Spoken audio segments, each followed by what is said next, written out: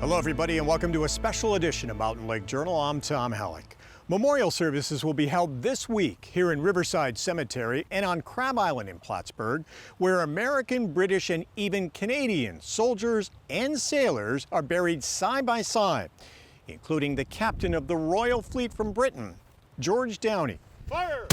The names of those who fought in the battles are memorialized in stone on Crab Island and Riverside Cemetery.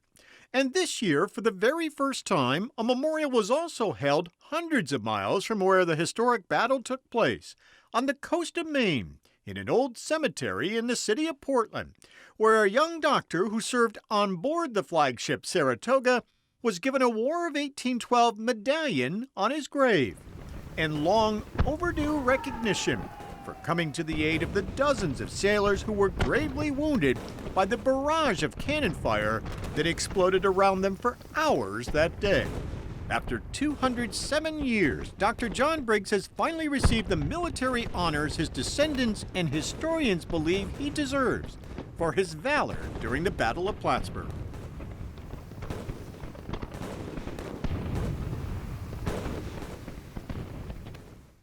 We have, I think, an obligation to remember the individuals as well as the broad history that created our communities and our nation and our world.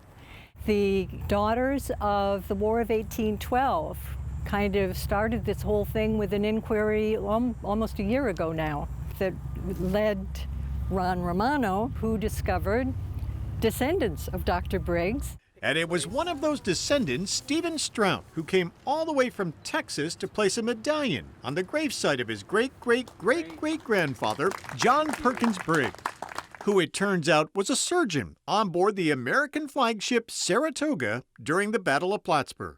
We've really got a great story to tell in Dr. Briggs. And that story, told by fellow historian Herb Adams, describes what that day and battle were like for the young doctor from Maine. The British Navy had 1,100 plus ships.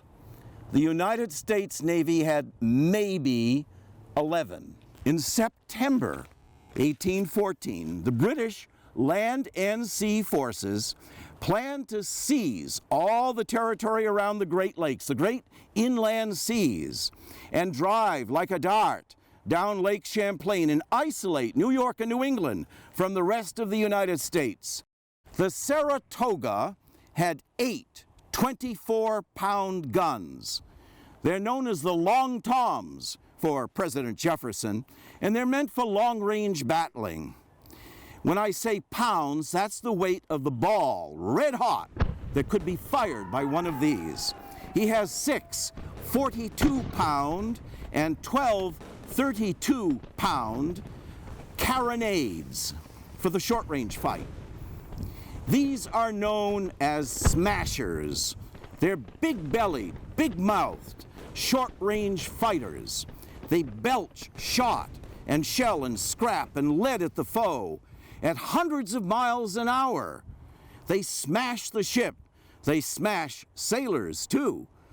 The word of the day is no sailor wants to hear the smashers sing.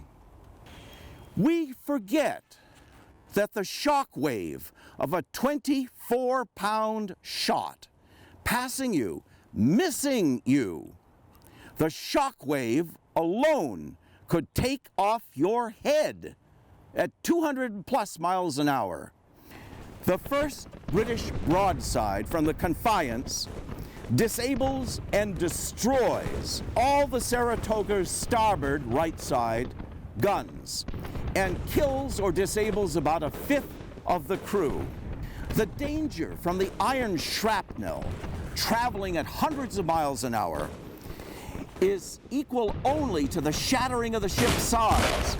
When balls hit it, it shoots up fountains of long splinters like sharp javelins.